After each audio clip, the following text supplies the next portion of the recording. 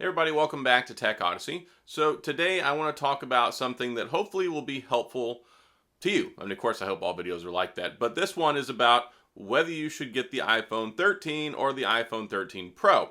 And a lot of people may not understand that there is a reason why there's a Pro model and why there's a regular model. There are differences that may or may not matter, and why you should choose one option over the other. So if you're sitting there and you're like, well, I think maybe I should get the Pro, right? It's a better phone. Shouldn't I spend the money and get that one? Well, I'm hopefully going to answer that for you, and you can walk away with the information you need to make the right buying decision. But before we get into that, I do want to say if this is your first time stopping by the channel, thank you for being here. If you enjoy the video, please hit the like and the subscribe button and the little notification bell if you want updates when new videos come out.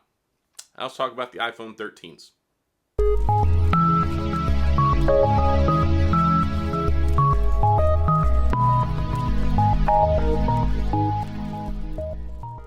Okay, when it comes to the iPhone 13 and 13 Pro, there are a couple different things that make one or the other maybe a better purchasing decision. If you're already using a Pro, you're probably going to want to keep getting the Pro. So like if you didn't even know there was much of a difference and you're just like, you know what, that's the best one for me, I want that one, then you probably are going to want to keep getting that, because if you drop from the Pro down to the regular, you're going to lose some things, particularly that third camera.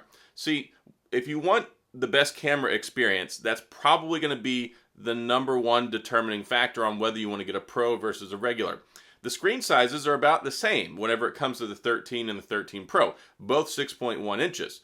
This year, though, you do get the ProMotion display with the 13 Pro and the Pro Max, and that I'm going to talk about a little bit further. But when it comes to the cameras, on the 13 you get the two 12 megapixel cameras on the back, the regular camera and the ultra wide. So if you like taking just regular pictures, or you like being able to take those ones where you can just really fit everything in the picture, that's good, and you may not be missing out a whole lot. The iPhone 13 Pro phones bring in the telephoto lens, and you might be wondering, what is that? Well, it adds a telephoto zoom, which is it's an optical zoom is what it is. So digital zoom and optical zoom are different. See, when you have a optical zoom, it uses the lens to zoom in further so you don't lose any detail. Now, when you use a normal digital zoom on the normal camera, when you pinch to zoom and you zoom in on stuff, that's the digital zoom. That's the screen, that's the computer itself saying, okay, digitally I'm going to zoom in and look at something. So you can zoom in on both phones, but you can reach out and touch things further with that telephoto lens without losing detail. You ever notice when you zoom in, and as you zoom in further it gets more and more pixelated? Well, the regular telephoto lens is what allows you to do that without it getting all pixelated. So you can zoom in further without losing detail. So that's the big thing. Also, you get the macro photography capability. So the iPhone 13, this is the first time they're doing this, allows you to do macro photography. What is that? Well, macro photography is like when you see those cool National Geographic photos. That's what I like to call them. You know, when you see the magazine, you're like, wow, how did they get this really up close picture on this flower? How did they get this really up close and personal picture on like this ant carrying a leaf?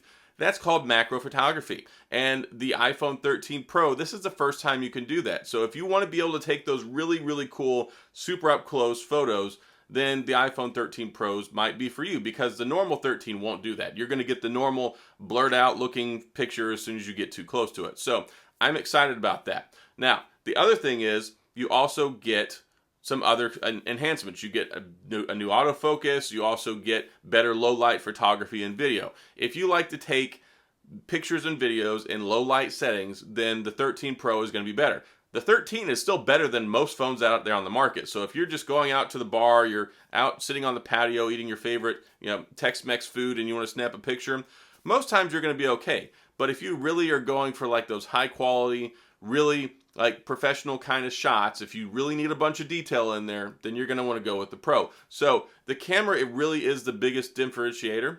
And also you're going to get other things, which you're going to be able to record in ProRes. Now, if you don't know what ProRes is, you probably don't need it. But ProRes is a codec that the camera uses when it records that allows for better compression but higher detail. This is used in commercials, it's used in video photography. It's a very professional camera feature. I have this in my Blackmagic Pocket Cinema Camera Pro 6K or 6K Pro.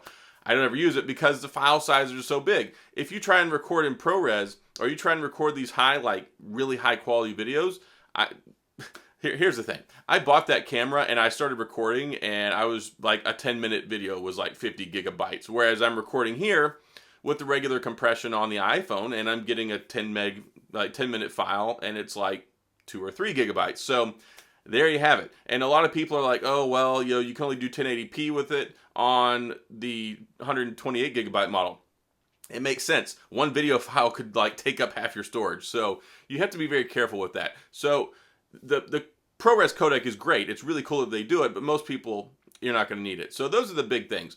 ProRes, talking about macro photography. We're also talking about better low light video and photography, and just that telephoto zoom. So if you don't care about that stuff, just get the iPhone 13. The other thing is, and I'm really excited about this, is the new Pro Motion display. I've been using Android phones for a long time. I've been super happy because my Z Flip 3 finally got that 120 hertz refresh rate. What does that mean? Well, whenever you're using your phone, you can see it's nice and it's smooth whenever you do stuff on here, most notably like with the Twitter feed. It's very, very smooth. It looks good. Well, that's because the screen is refreshing more times per second. This is something that iPhone users haven't had to deal with in the past. Android's been doing it for a couple of years. So 60 hertz, and I've explained this a lot. 60 hertz is the refresh rate. That means the screen refreshes what you're watching 60 times in 1 second. With the ProMotion display, it can go up to 120 or it can go down to 10. The reason it can go down to 10 is because it saves battery. If you're always refreshing your screen 120 times a second instead of 60, it really burns up the battery. So it's a really nice feature. It makes things look really smooth, and it's great for scrolling through Instagram. It's great for watching videos. It's great for a lot of things. But that's also a pro-level feature, I think. I don't know. I'm kind of up in the air on that one. Like, me as a general user, me as somebody who uses my phone all the time, I love it. A lot of people don't care. They don't notice a difference. I really kind of think they should have put it in the 13, but it would eat up more battery, and it also would cost more money. I mean, here's the thing. They like to differentiate between the regular and the Pro. So if you put all the Pro features in the regular phone, then everybody's going to buy the regular phone. So I get it from a marketing perspective, but I think 120 hertz should be for everybody. 120 hertz needs to be free, yo. Everybody should be able to have it. So, yeah, those are two big things. If you care about the display, if you like that refresh rate, if you want all those enhanced camera things, then the Pro might be for you. The other reason you might want to get a Pro instead of a regular phone is the Max. So if you look at the iPhone 13 mini, 5.4 inch screen, very small. If you look at the iPhone 13 and the 13 Pro, you get a 6.1 inch screen. They're the same size screen. However, if you go to the Max, like if you go to the Max, you get the 6.7 inch screen. That's a huge phone. That is a substantial difference. So here's the thing. If you want a bigger phone, the only option is to go with the Max. And the price tag is up there. Starts at $1099, whereas the iPhone 13 starts at $799. There's a huge difference there, $400. So yes, the screen is bigger. You do get some other stuff. The body is made out of stainless steel instead of aluminum. You get the better cameras. You get the extra camera. You get the ProMotion display. There are a lot of things that you get. I think it's worth the money. I mean, if you look at what Samsung does and other phone manufacturers, I mean, shoot, the iPhone 12 Pro Max, I mean, shoot, the S21 Ultra was $1299. So if you're looking at $1099 versus $1299, then yeah, apples to apples, I think it's pretty much on par. I can't say that Apple's charging too much money, but that's the thing. You got to pay to play sometimes, and the Pro Max, it does bring that in. This time, there's no difference between the Pro Max and the Pro, other than the size. See, last year, there were some different features that were available only in the Pro Max as opposed to the Pro. So this year, as far as I know, there's no difference. So if you're trying to decide which one to get, and you just do normal stuff, if you've only been using iPhone for several years, if you don't care about the extra video stuff, if you just want to point and shoot with your camera, if you just want a lesser expensive, same iPhone experience, because here's the thing, they've got the same chip. You're not losing out on performance.